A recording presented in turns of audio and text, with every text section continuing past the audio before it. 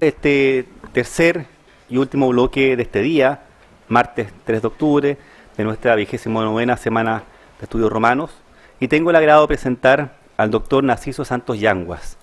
El profesor Santos Yanguas ha participado en la Semana de Estudios Romanos.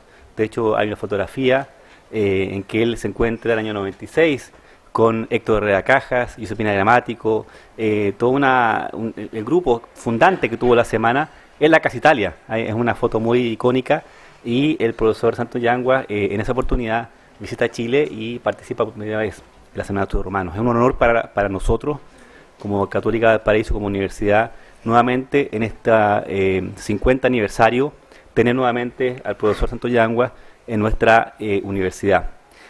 Su ponencia se titula Plinio el Viejo y dos ejemplos de minería romana del oro en el occidente de Asturias, Ablaneda y Lartos. Profesor. Muchas gracias. Buenas tardes. Ante todo, agradecer a la Universidad Católica que me haya vuelto a invitar. Agradecer sobre todo a don Raúl Buenocore y al resto de los componentes del equipo de profesores académicos de esta institución.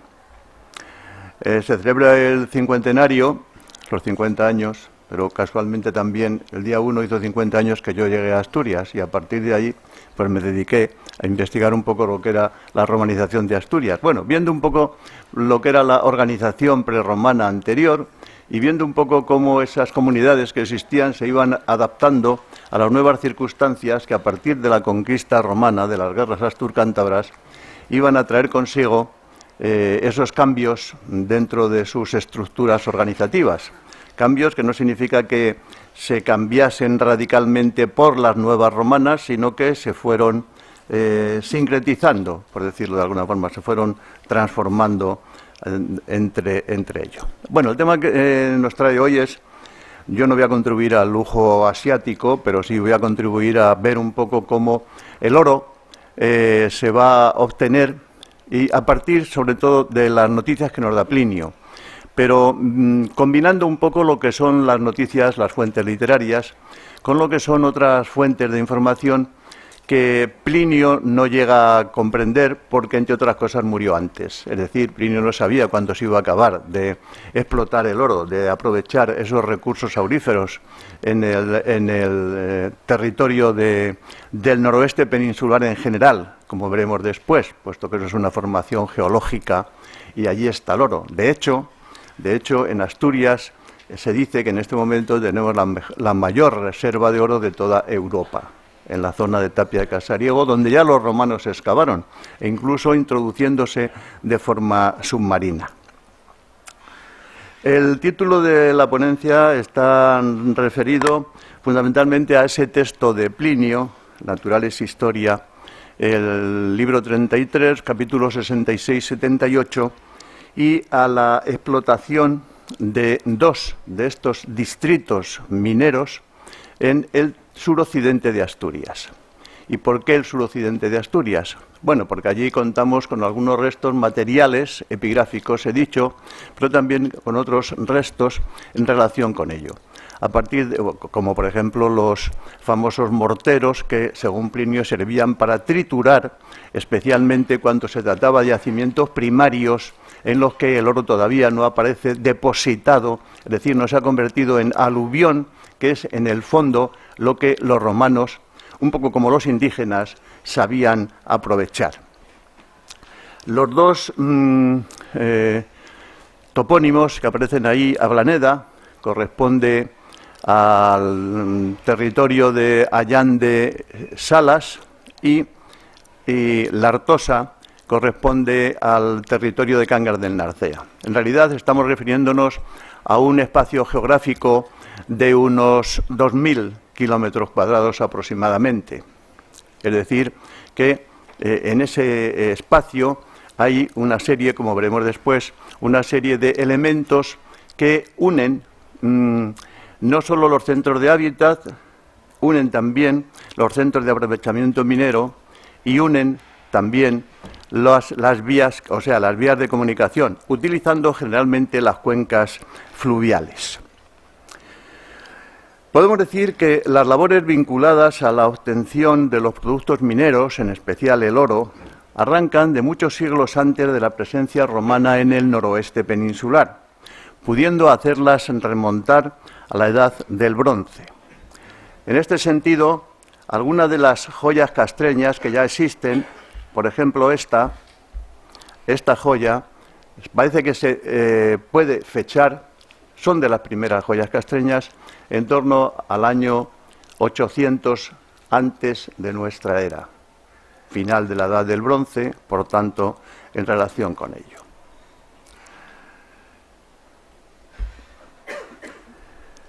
Estas noticias se pueden rastrear en el Antiguo Testamento en el caso de Judas Macabeo, la primera mitad del siglo II antes de Cristo, quien se había hecho eco de la difusión de la existencia de estos recursos en la península por toda la cuenca mediterránea.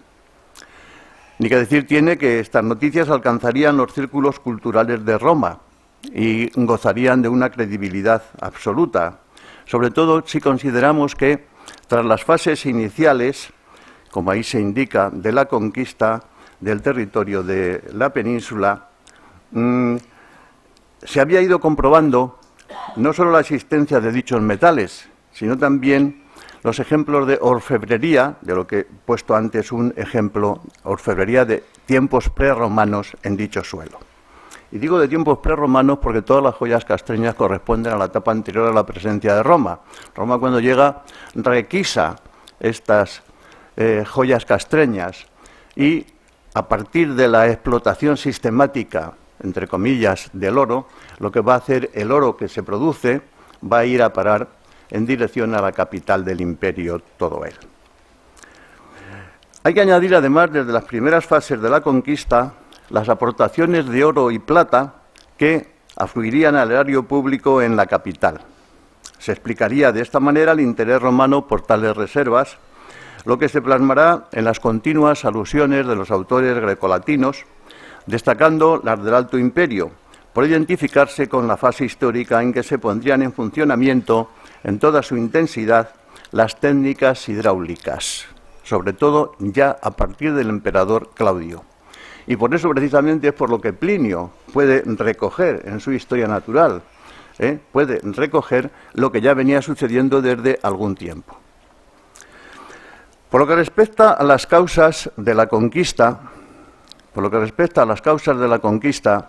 del norte peninsular, años 29-19 a.C., para contextualizar, sabemos que uno de los principales motivos que impulsaron al Estado romano en dicha anexión, además de otros administrativos y estratégicos militares, como era la finalización de la conquista total del territorio hispano, la organización territorial del mismo, pero no solo del mismo, sino también la organización del resto de las provincias del imperio.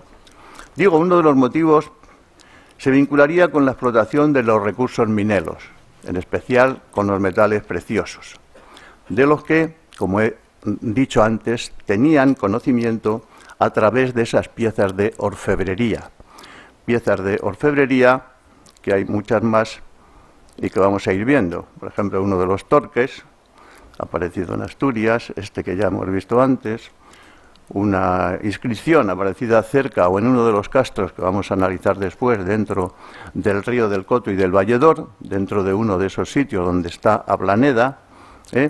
Este no corresponde precisamente a Asturias, pero sí al territorio de los Astures, porque a veces hay que saltar un poco la cordillera y pasarse a Zamora, este es el norte de Zamora, en el momento de su descubrimiento, no de su rehabilitación. En cualquier caso, la presencia colonizadora de Roma no se circunscribe a la anexión del territorio, el territorio en este caso de los Astures, bueno, y simultáneamente de los cántabros y de los galaicos, sino que sus objetivos se centrarían de inmediato en la organización administrativa del mismo y en la explotación económica de los recursos. En nuestro caso, centrados de manera especial en los yacimientos auríferos y en menor medida parece ser que también en los argentíferos. Ello no supondría, desde el punto de vista de los habitantes del noroeste, una ruptura total con sus tradiciones autóctonas, a pesar de la transformación paulatina y gradual de sus estructuras. Podemos decir o podemos adelantar que las características de este proceso las podemos ir observando, o las vamos a ir observando en la puesta en funcionamiento de las técnicas mineras, pero también en la gestión administrativa, en las formas de explotación, en la organización del trabajo, sin olvidar el papel desempeñado por las vías de comunicación para facilitar precisamente el aprovechamiento de esos recursos. Ni que decir tiene que desde la finalización de la conquista, la administración imperial necesitaría un tiempo para poder ir aplicando las nuevas técnicas, dado que, aunque se toma como referencia el año 19 a.C. como el final de las guerras, eso no quiere decir que ya estuviesen las poblaciones astures sometidas en todo su extremo. A partir de aquí podemos decir que no es de extrañar que dispongamos en la actualidad de numerosas noticias en los autores grecolatinos de los 2 primeros siglos de nuestra era sobre la importancia y significado del laboreo de esos recursos mineros.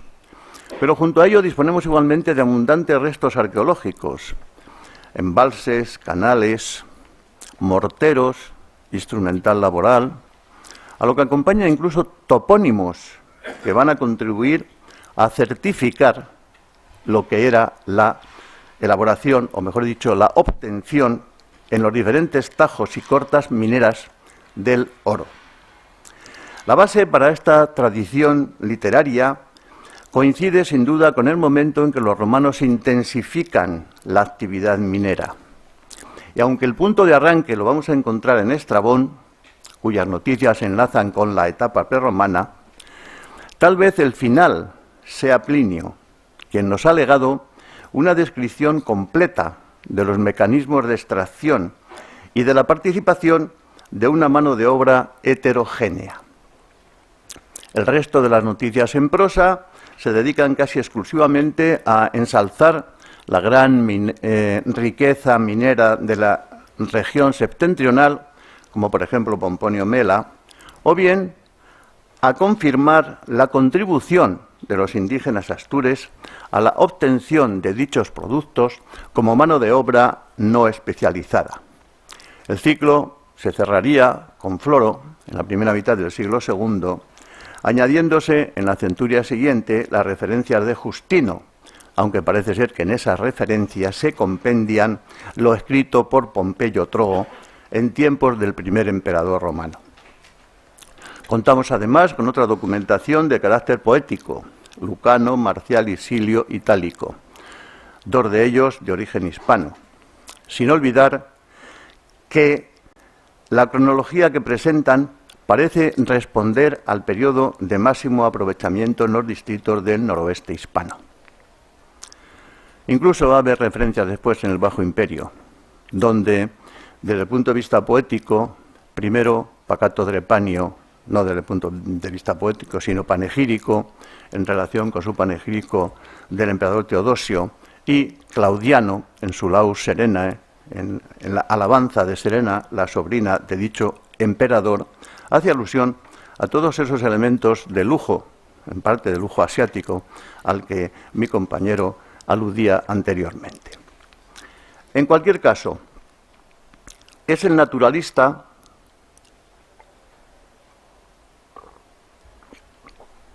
quien nos ha legado la mejor descripción desde todos los puntos de vista técnico, laboral, administrativo, supondría el aprovechamiento de dichas reservas de metales preciosos, en especial el oro. Es ese texto que tengo aquí una selección, pero que no voy a leer. Este texto, que ha sido objeto, este excursus pliniano, muy preciso, digo, en sus aportaciones, con respecto no solo a los sistemas de producción, sino también a la administración de los distritos mineros, así como a la cantidad del oro obtenido anualmente, tema sobre el que volveremos después, pues también hace 50 años que Claude Domergue publicó una primera síntesis sobre él. Nosotros hemos ido publicando también alguna, pero quiero destacar sobre todo otras dos contribuciones. Una del año 2008, en la que un filólogo, Maurilio Pérez González, y un ingeniero de minas, Roberto Matías, volvieron sobre este texto. Es decir, en Cuadernos de Filología Clásica se analizó, mejor dicho, se tradujo y después analizó desde el punto de vista este testimonio tan fidedigno con el que contamos. Más recientemente, incluso, Sánchez Palencia, en un artículo del año 2014, volvió a incidir sobre el tema, es decir, sobre la digresión que Plinio hace de la minería en ese texto del libro 33. En primer lugar, hay que tener en cuenta cuáles eran los distritos mineros. Ahí veis dónde están los principales tajos o yacimientos mineros.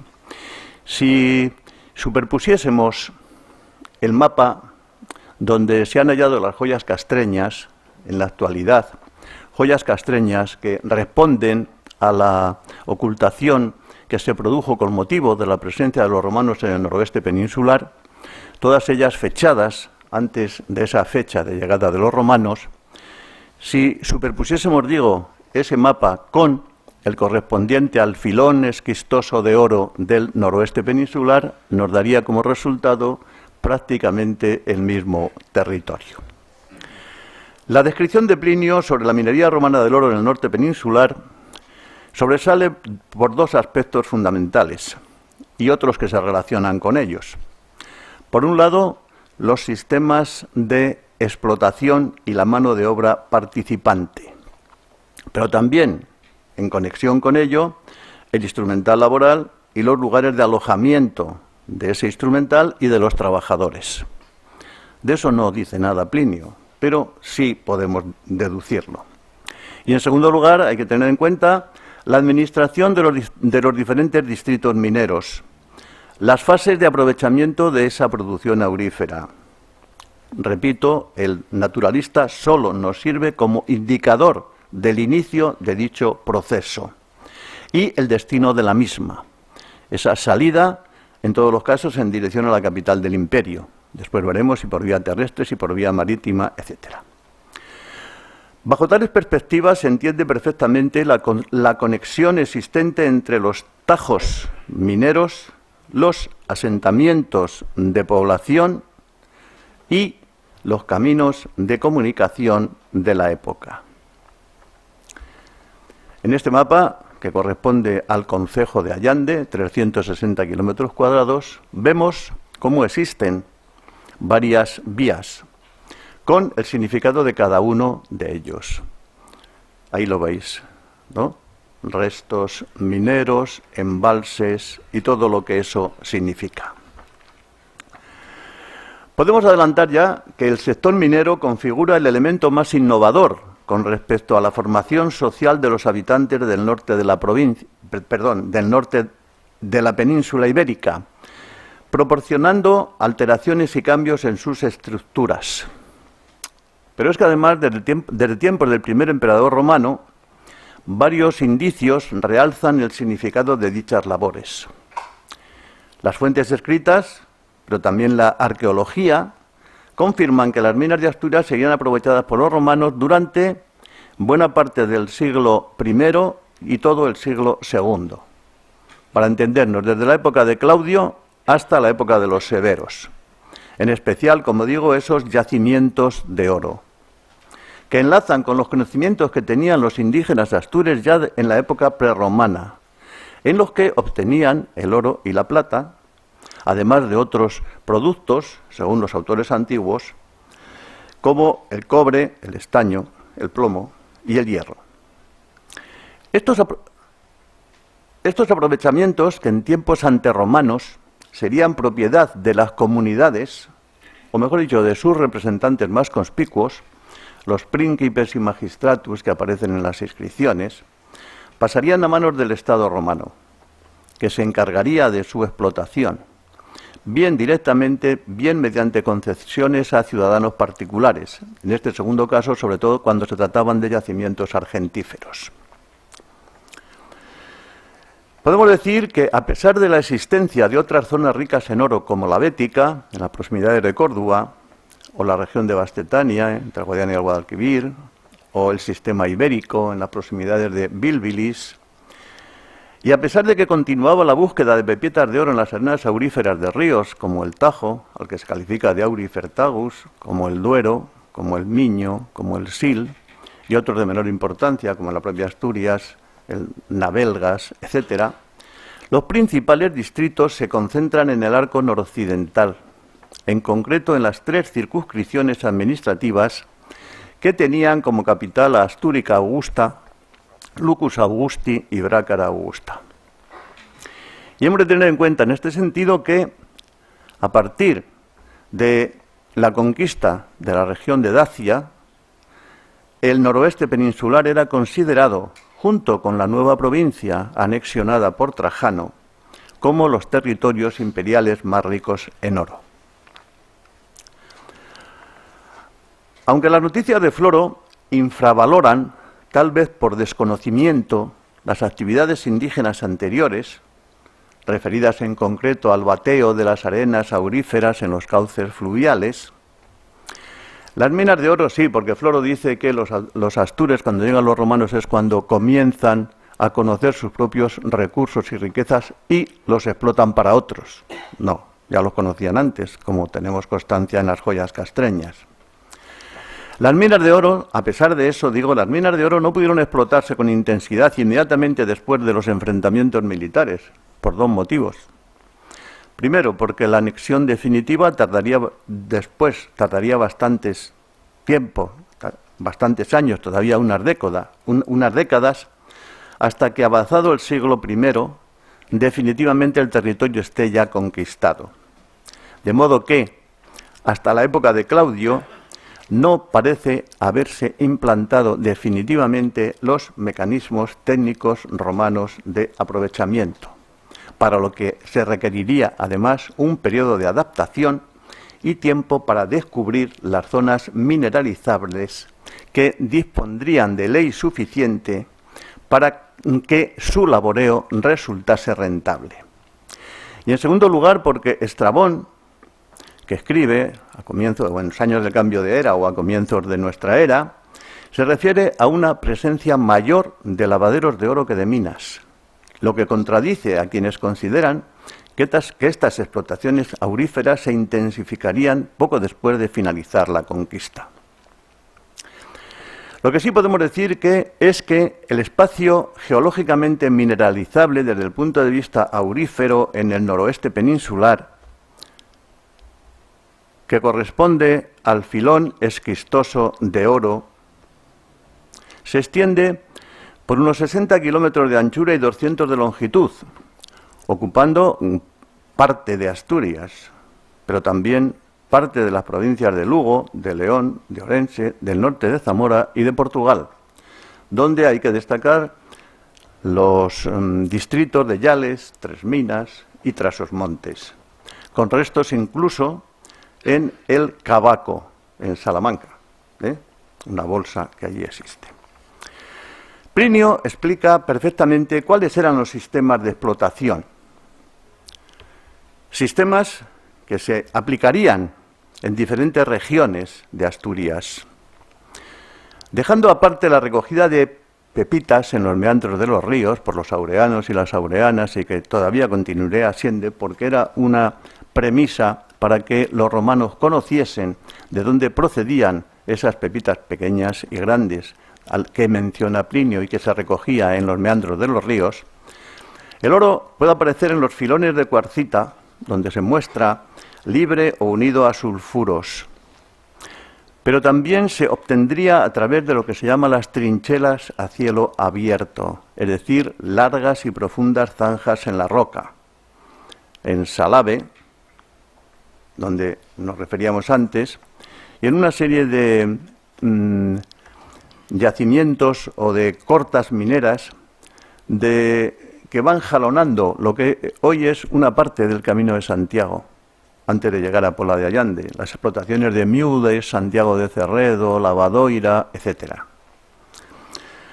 Pero sobre todo, la técnica más importante, el sistema de explotación más importante y el que traería consigo el aprovechamiento de mayor cantidad de terreno aurífero es la ruina montium, el desmonte del terreno, el procedimiento más espectacular que aparece aplicado a gran escala en las médulas del Bierzo, pero también en otras muchas cortas de León y Asturias, por ejemplo la llamada Fana de la Freita en la Sierra del Palo, o la Freita Arbosa en Bustantigo, en Allande, o una explotación importante en la Sierra del Louro, o la zona de Navelgas, donde además existe el Museo del Oro en este momento, etcétera, etcétera.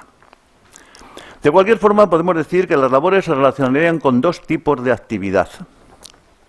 En cualquier caso, ambas buscarían como objetivo final la obtención de un aluvión, que sería lavado. Por un lado, las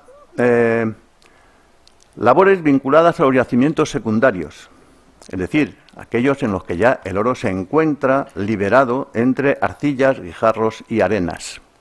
Vienen los placeres de los ríos, vienen los sedimentos terciarios en las médulas de Carucedo de León, consistiendo el trabajo en la remoción de grandes cantidades de tierra, que utilizando como fuerza motriz el agua, serían lavadas hasta conseguir la decantación del mineral. Pero junto a ello se aprovecharía igualmente el oro de los yacimientos primarios, de la roca madre, cuya erosión daría origen a los anteriores. En este caso, la explotación se llevaría a cabo más a través de cortes del terreno a cielo abierto que por pozos o galerías subterráneas, es decir, minería de interior. El proceso. Pues el proceso era más o menos el siguiente. Con anterioridad a la puesta en explotación se llevaría a cabo la prospección por los ingenieros técnicos que serían miembros del ejército. La primera tarea consistiría en lavar las arenas de los ríos y sacar muestras, incluidos los arroyos, porque el oro se había ido desprendiendo de la montaña y había sido arrastrado por el agua. De esta manera se podían definir las zonas a explotar, por lo que se practicaría una prospección subterránea en la parte baja de esa montaña para valorar la riqueza del subsuelo. Y por eso la toma de muestras sería sistemática.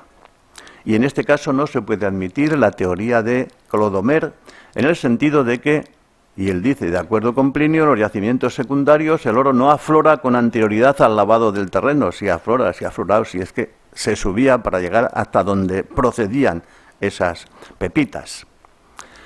Tras localizar el frente de corta, se configuraría la red hidráulica para remover ingentes cantidades de roca y tierra. Ni que decir tiene que los yacimientos secundarios necesitaban un caudal de agua mayor, mientras que los yacimientos primarios necesitaban más abundante manos de obra hasta conseguir ese aluvión. Una vez perimetrado el terreno de la actividad minera, se trazaban los acueductos o canales, estos que hemos ido viendo antes, que existen junto a las explotaciones correspondientes. Para lograr tales objetivos, era necesario recoger la mayor cantidad posible de agua, procedente de arroyos, riachuelos, fuentes y manantiales.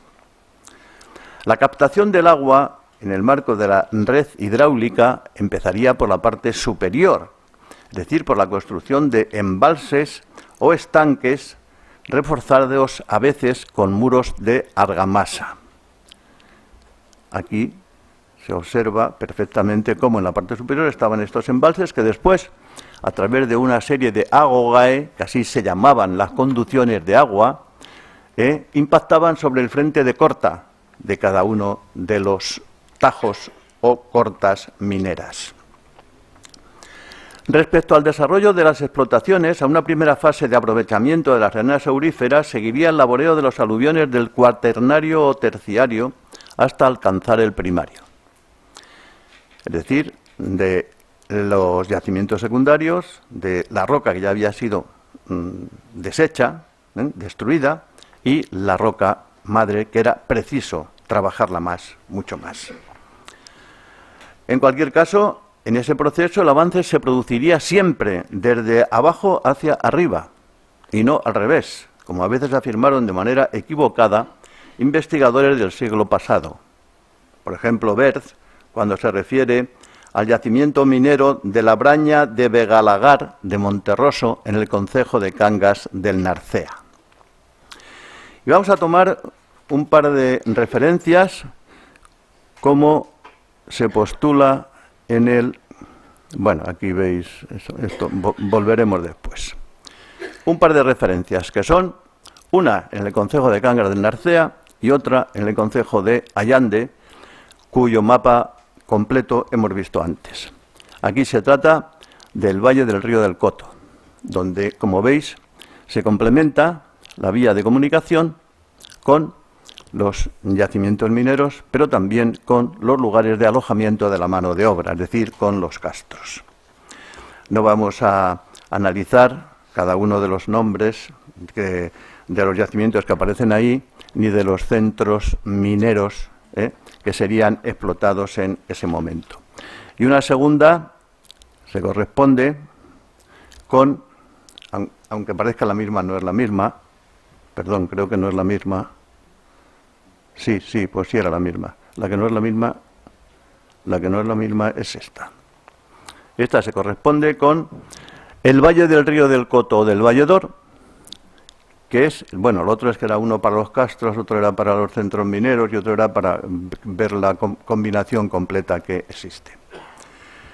Digo, las explotaciones auríferas de un valle muy significativo que se llama el río del Oro y Valledor, es decir, todo en relación con eso. Y en el límite entre estas dos, por eso lo he puesto, se encuentra uno de estos embalses, destruido por la construcción de una carretera. De nada valió las quejas ante la consejería correspondiente, porque esto formaba parte del embalse ese de agua. La carretera pasa por el medio y punto. Que además tiene un nombre muy significativo, que se llama el Pozo de las Mujeres Muertas. Claro, cuando eso dice, bueno, ¿qué pasa? ¿Que aquí hubo algo así? No, simplemente que son aguas mollares, aguas estancadas, aguas putrefactas.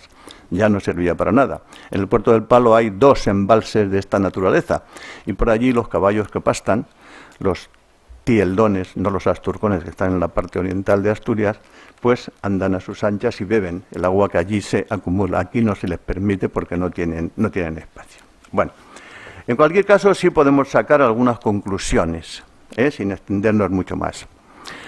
No hay constancia de poblados castreños prerromanos desaparecidos al contacto con los romanos. Algunos o muchos de ellos serían reutilizados, a pesar de que experimentarían una cierta remodelación. Junto a funciones mineras, solo el castillo de Verducedo, que es el primero de lo que veis ahí, el castro, el pico Castello de Verducedo realmente es el nombre, estaría de forma clara conectado con el sector ganadero. Y las actividades mineras incidirían directamente sobre ese poblamiento castreño, dando origen no solo a la ampliación de espacio en época romana de alguno de los castros ya existentes, sino a la creación de otros nuevos. Tema del que hablaremos a continuación cuando nos refiramos a la mano de obra utilizada. ¿Y qué pasa con los yacimientos mineros? Pues los yacimientos mineros generalmente son yacimientos secundarios, más abundantes que los primarios. Es decir, las médulas también es un yacimiento secundario, porque ya está destruida la roca madre, ya ha desprendido gran parte de lo que es el oro y solo queda la fase final, que es la fase de lavado de esas arenas auríferas. En el caso de Asturias, en este caso que estamos analizando, el mecanismo técnico más común se identifica con cortas a cielo abierto. Y ninguno de ellos nos ofrece una monumentalidad comparable a lo que sucede con otros con otros yacimientos mineros de la zona del Puerto del Palo, como la Fana de la Freita, o incluso, como veíamos antes, como el Bachicón de Fresnedo, que era este. A ver, ¿dónde estaba? No, era más atrás. Bueno. Aquí lo que tenemos realmente ya es la acumulación de tierra lavada, una vez que se ha obtenido el oro correspondiente. Es significativo el hecho de que en Asturias, que se siguen explotando todavía minas de oro, lo primero que hacen las nuevas industrias es lavar los estériles, o sea, estas acumulaciones de tierra que ya existían. ¿Por qué? Porque los indígenas solo obtenían como máximo 2 gramos por tonelada métrica y se puede obtener hasta 8. Entonces ya tienen ahí material suficiente y además removido para poder obtenerlo. Bueno. Pero completando un poco el testimonio de Plinio, vamos a analizar otras cuestiones que considero importantes. En principio, la mano de obra y el proceso de producción. El personal implicado en las tareas mineras variaría de acuerdo con la mayor o menor intensidad aplicada a ese proceso de producción en los distritos, sin poder calcular la preponderancia, el tanto por ciento de hombres libres frente a los esclavos, como se venía haciendo equivocadamente, en el sentido de que se decía, un poco románticamente, que miles y miles de indígenas sometidos serían obligados a trabajar como esclavos en el interior de las minas. A este respecto, no es posible creer en una presencia masiva de operarios que como ciudadanos libres trabajasen por un sueldo y cuya vida transcurriría en torno a los destacamentos militares, puesto que dicha paga encarecería sustancialmente la rentabilidad. Si comparamos, solo por comparar, lo que sucedería en los yacimientos auríferos con la mina de plata de Bipasca, Aljustrel en Portugal, como sabéis, el único distrito de Hispania del que se ha conservado una les dicta, fechada en el siglo II, la famosa les metalli bipascensis, se deduce que la mano de obra estaría integrada por esclavos, individuos condenados a trabajos forzados, los famosos dannati ad metalla, individuos libres, que al parecer serían más abundantes en las cortas no estatales, es decir, en las cortas, en los tajos arrendados por parte del Estado. A partir de aquí se puede llegar a pensar que entre el conjunto de esa fuerza de trabajo es posible que se hallase en un principio, pero solo en un principio, porque no hay forma de volver a contar después con más, un número significativo de esclavos, a los que se añadirían posteriormente personas semilibres, que tal vez hemos de identificar con grupos de indígenas sometidos, y otro grupo de indígenas libres, e incluso elementos de procedencia foránea, o bien quienes pudieron utilizar dicha actividad como medio de promoción social. Sobre este punto volveremos después, sin olvidar ese grupo de condenados a las minas, de los dannati ad metalla.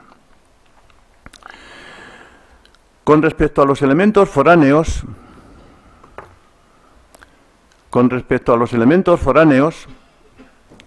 cabe destacar la presencia de individuos procedentes de la meseta. Aquí un uxamensis, es decir, de la zona de Burgo de Osma. Este uxamensis, Lucio Valerio Póstumo, de acuerdo con su inscripción funeraria descubierta en Lartosa, cuya actividad hay que relacionar con las labores de la explotación de muruecos o los muracales, inmediata, próxima, al castro de Larón. Es decir, tenemos ahí los tres componentes. Sabemos que este individuo, junto con otros originarios del mismo suelo, en cuyo caso su número parece haber sido más abundante, se encuentran en explotaciones del territorio galaico, vinculados a la zona minera, por ejemplo, la zona del Caurel, y que posiblemente acudirían al noroeste al socaire del aprovechamiento de los recursos auríferos en torno a las décadas iniciales del siglo II.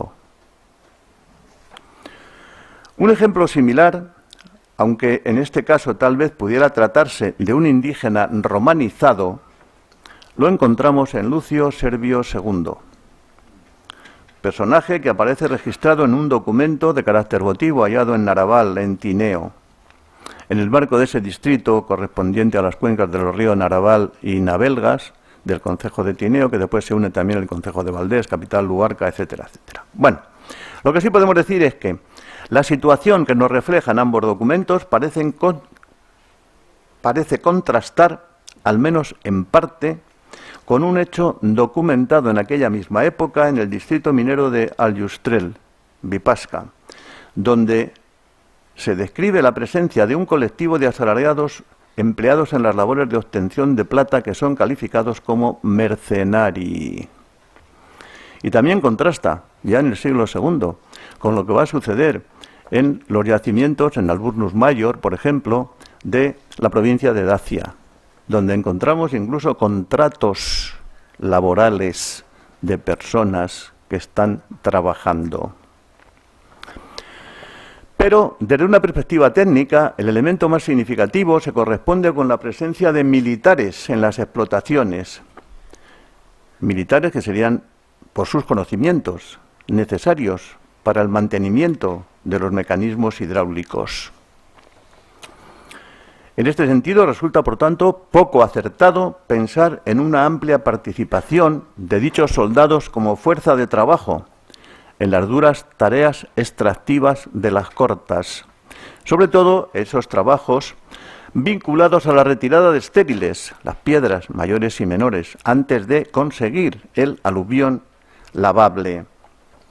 Por lo que la presencia de estos militares se vincularía a una función eminentemente técnica, centrada casi exclusivamente en la puesta en funcionamiento y en la adaptación de los mecanismos de explotación minera, incluido todo el sistema hidráulico que ellos mantendrían y que además enseñarían a mantener a los indígenas de la zona y a los asalariados de las diferentes explotaciones.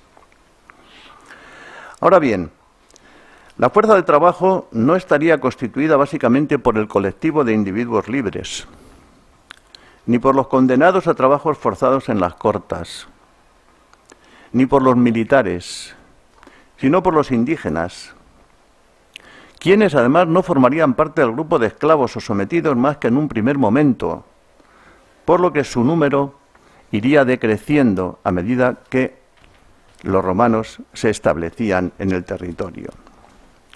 Y aquí se plantea, puesto que Claudio juega un papel fundamental también en este caso, el siguiente interrogante. ¿Es posible que partiendo de una situación de semilibertad y contando con una asignación de subsistencia como compensación a sus esfuerzos laborales, pudieran lograr, a través de una promoción, digamos, sociopolítica, similar a quienes formaban parte de las tropas auxiliares romanas una vez licenciados, de acuerdo con los diplomatas militares, su integración en el mundo social y administrativo de la organización romana, la concesión de la ciudadanía, aunque fuese la ciudadanía menor, y de ahí que a Claudio se le acusase de que había concedido muchas ciudadanías. De hecho, fue el que introduce en los diplomas militares que los soldados, después de cumplir su honesta misión, consigan ese nivel de ciudadanía. No me voy a referir a la famosa apocaloquintosis divi Claudi que apareció contra él, etcétera, ¿no? Uno de los ejemplos más representativos en Asturias parece constituirlo la lápida dedicada a Flavio Cabarco, encontrada, ahora sí, en el segundo de los lugares mencionados, en Ablaneda, en el concejo de Salas. En ella encontramos una nomenclatura típicamente indígena, lo que se desprende del antropónimo del padre, Auledo, y del primero de los nombres del personaje, un adolescente de apenas 15 años, que posiblemente sería un minero.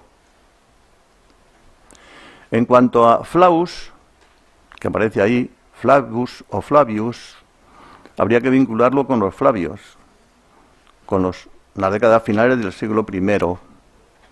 Como sabemos, los miembros de dicha dinastía, en especial Vespasiano, pondrían un empeño especial en el cuadrante noroccidental.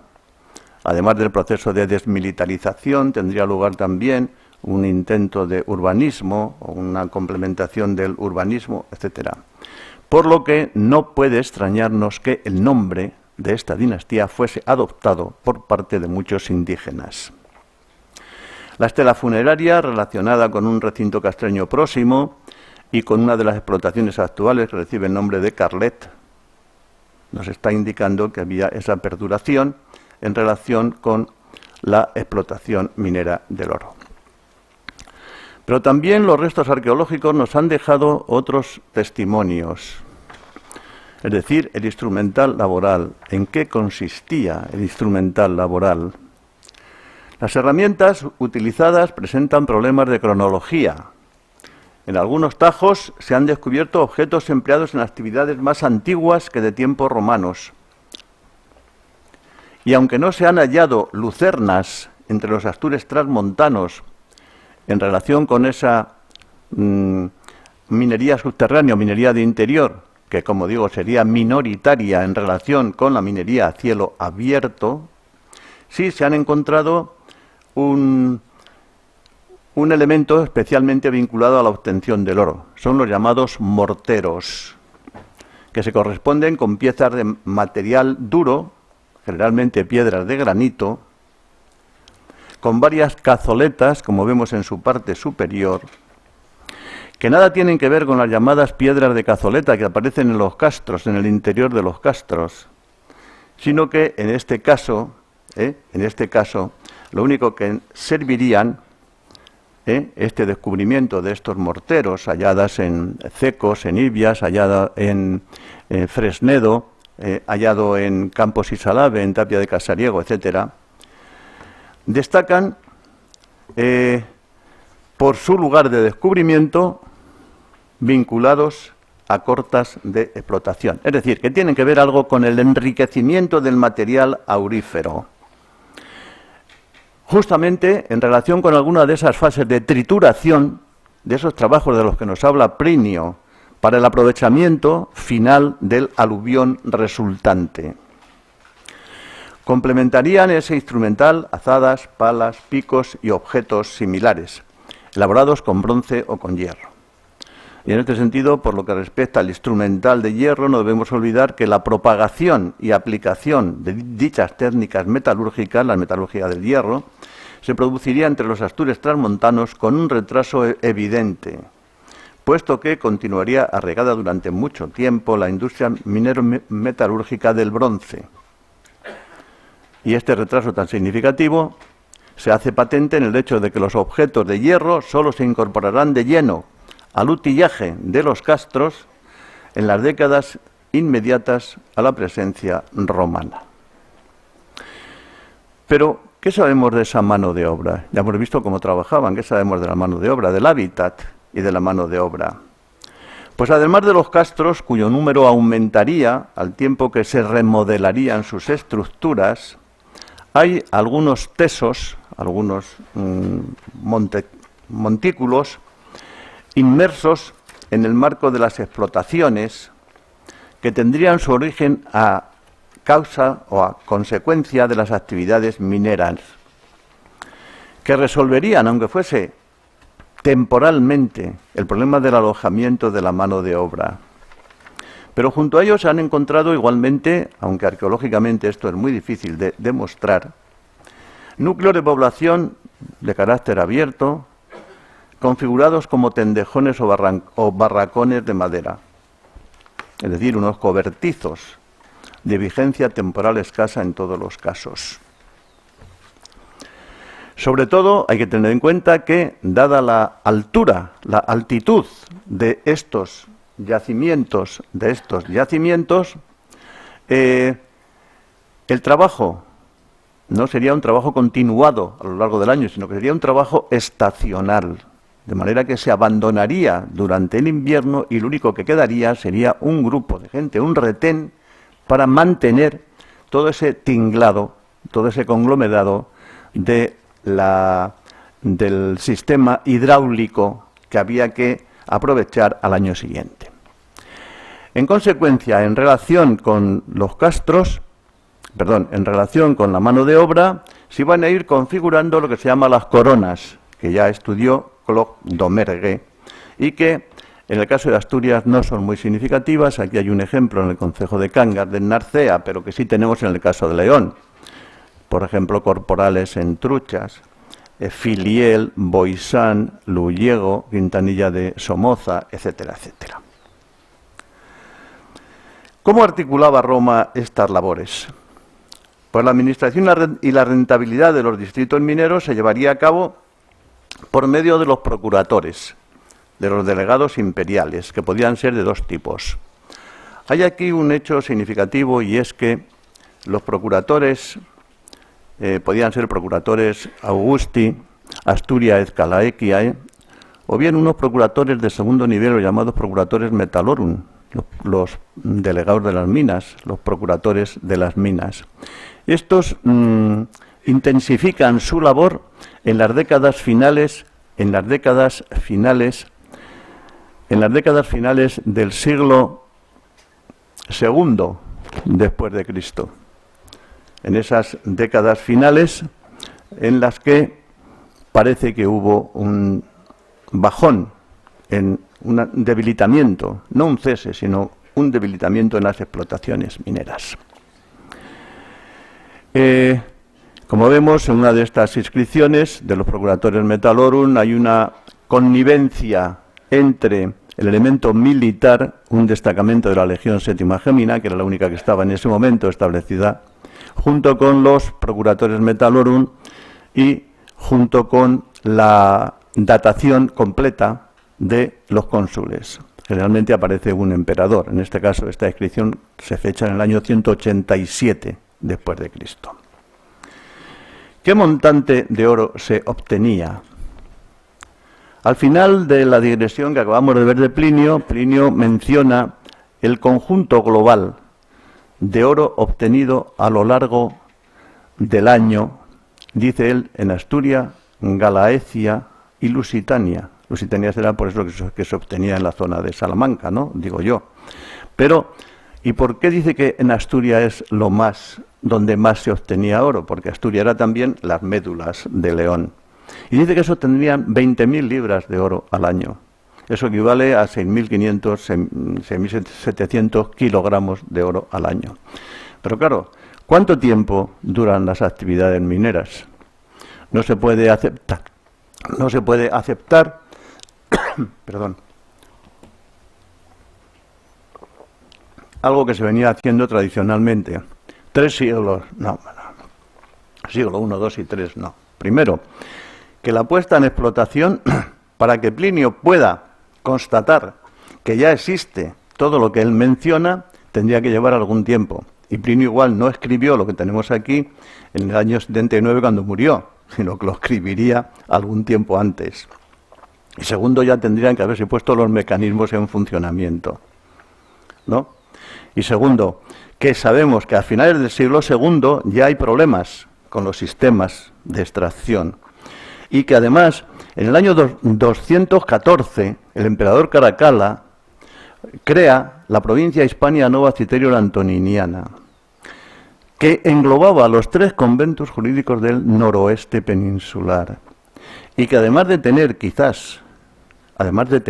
unos objetivos administrativos territoriales, tendría sobre todo unos objetivos de revitalizar las explotaciones mineras de oro. Solo tenemos noticia de la presencia de un gobernador de esa provincia, Cayo Julio Cereal, de acuerdo con una inscripción y otra fragmentada que aparecen en León, que están en el Museo de León. Es decir, que hacia el año 230 prácticamente cesan las explotaciones, lo cual no quiere decir que el oro no esté allí. El oro está allí. Y de hecho, por ejemplo, en la época de Sisebuto y Gundemaro, a finales del siglo VI, se acuñarían monedas en la ceca de Pésicos, que ese es otro problema que no vamos a entrar aquí. Es decir, que la cronología de las explotaciones se puede centrar entre los años del emperador Claudio, cuando ya los conventos jurídicos están establecidos de manera definitiva, y el emperador Caracalla, o la época de los severos, el final de los severos.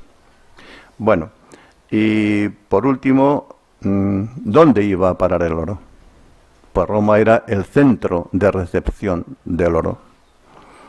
Y había dos vías, una vía terrestre y otra vía marítima.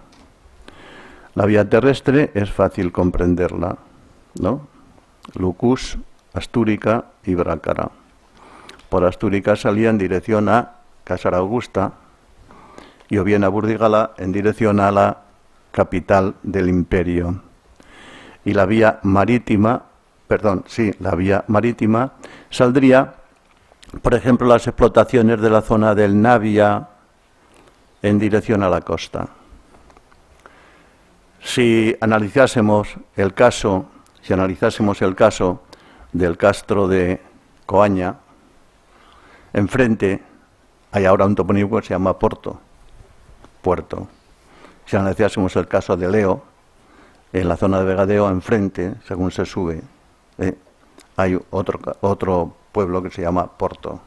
Es decir, la ría penetraba más en aquellos momentos y llegaba hasta allí.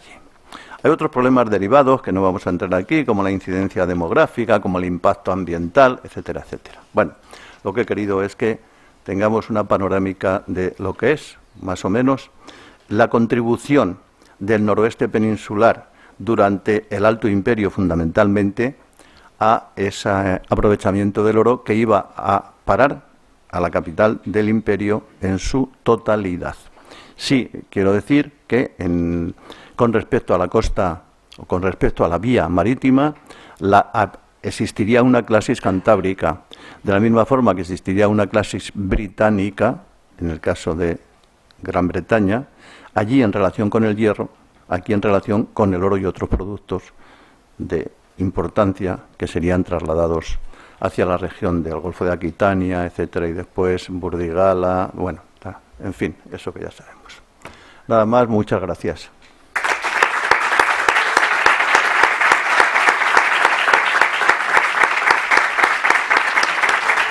Sí, Alessandra.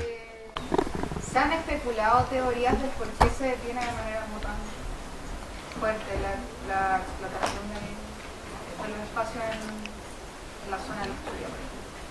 ¿Qué por qué? Porque mencionó el hecho de que la producción y la extracción tiene temporalidad determinada, sobre todo en el Alto Imperio. Se ha especulado a través de la historiografía teorías que desarrollan por qué se detiene o el por qué disminuye tanto. Sí. Sí, eso no he podido hablar de ello. Bueno, los motivos los voy a concretar para que no. El momento hemos dicho que es más o menos hacia el año 230, pongamos por caso, ¿no? Y los motivos, primero, problemas conectados con la mano de obra. A medida que va pasando el tiempo, va habiendo más personas libres, incluso que han adquirido la ciudadanía. Y que si son contratados en el trabajo, van a necesitar, o mejor dicho, van a pedir un sueldo. Esos mercenarios que encontramos en Bipasca serán estos mismos que encontraremos aquí. Y eso encarecería el rendimiento. Si a eso añadimos, en segundo lugar, que los romanos, por los métodos que tenían, ahora porque hay otros métodos y las empresas llevan a cabo la extracción de otra manera, por los métodos que tenían, habían esquilmado las zonas mineralizables de mayor ley, descubiertas por ellos mismos, lógicamente eso también redundaría en la producción, redundarían los beneficios negativamente. Y finalmente, los problemas derivados de la conservación de la estructura hidráulica, los problemas derivados del mantenimiento tanto de la mano de obra como del personal administrativo, militar, etcétera, etcétera, todo ello contribuiría negativamente para que llegase un momento en el que ya no era rentable. Por consiguiente, si no tenían suficientes zonas acotadas, perimetradas, para poder extraer, dirigidas por tal. Le agradecemos nuevamente al profesor Narciso Santos Yanguas con un aplauso.